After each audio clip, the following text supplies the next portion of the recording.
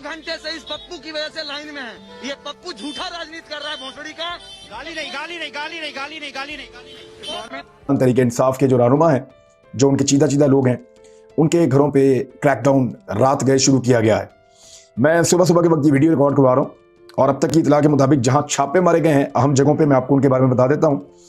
असद उमर के घर पे, बाबर अवाम के घर पे, हमाद अजहर के घर पे, फवाद चौधरी के घर पे, महमूद रशीद, एजाज चौधरी। और कितना लीजिएगा? दो, हमारे ख्याल से ठीक रहेगा। दो। हाँ।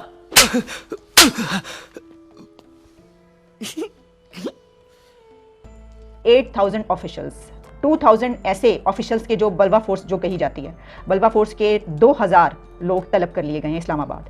500 खवातीन अहलकार भी सिक्योरिटी की ड्यूटी अंजाम देंगी इस्लामाबाद में लॉन्ग मार्च से निमटने के लिए। और इनके घरों पे मियां असलम इकबाल के घर पे, वहां पे तो पुलिस को मुजामत का सामना करना पड़ा। उनके एक भाई को गालिबन गिरफ्तार किया, लेकिन उसके बाद जब पुलिस मियां असलम को पकड़ने आई तो अहले मोहल्ला जाग गए बहुत बड़ी तादाद में, क्योंकि वो एक मोहल्ले में रहते हैं।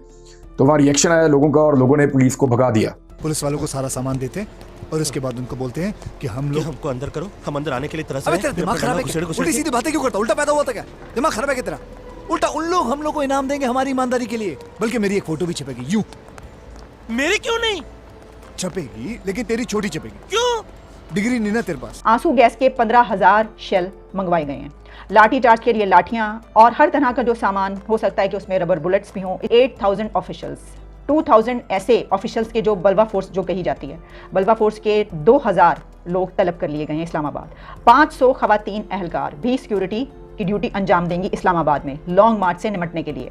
और इस्लामाबाद इंतजामिया ने, एडमिनिस्ट्रेशन ने एफसी के 5,000 ऑफिसर्स और ऑफिशियल्स को बुलवा लिया इस्लामाबाद।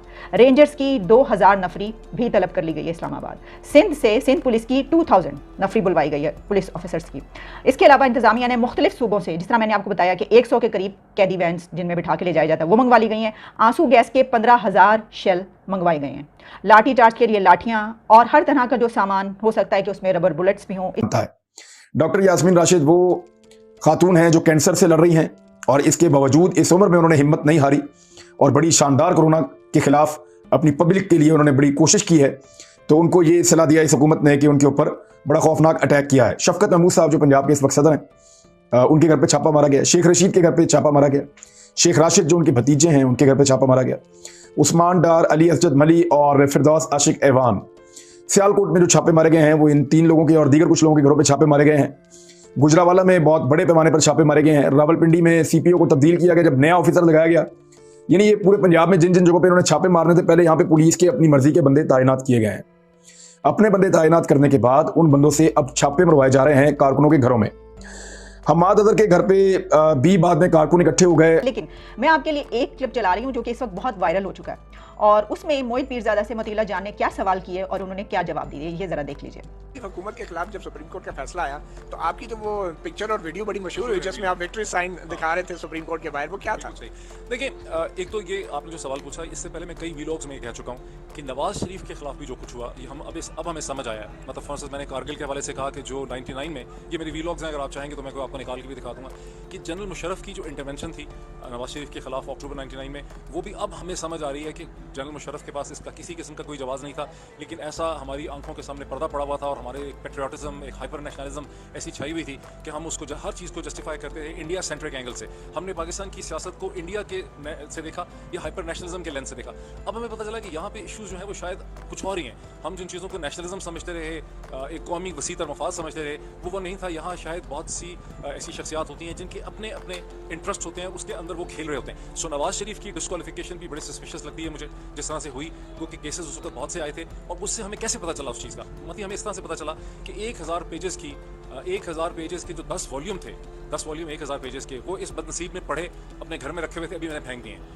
जो रेड जोन की तरफ जाने वाली जितनी सड़कें हैं, डी चौक और दूसरे एरिया से जो रेड जोन की तरफ बढ़ती हैं आगे, उन सबको इस्लामाबाद में बंद कर दिया गया है। हिकमत अमली ये बनाई गई है कि 0 पॉइंट से आगे कश्मीर हाईवे पे जब ये इस्लामाबाद के अंदर काफिला अगर एंटर होता है, 2 हिकमत अमली हैं। एक तो इनको अटक के पास रोका जाए, इमरान खान साहब का जो काफिला आ रहा है उधर खैबर पख्तूनख्वा से, और अटक के पास पूरी ताकत लगाई जाए पुलिस की, जैसे परवेज खट्टक को रोका था वैसे ही पंजाब में घर घर के दरवाजे तोड़े गए और सीढ़ियां लगाकर घरों के अंदर फलांगा गया।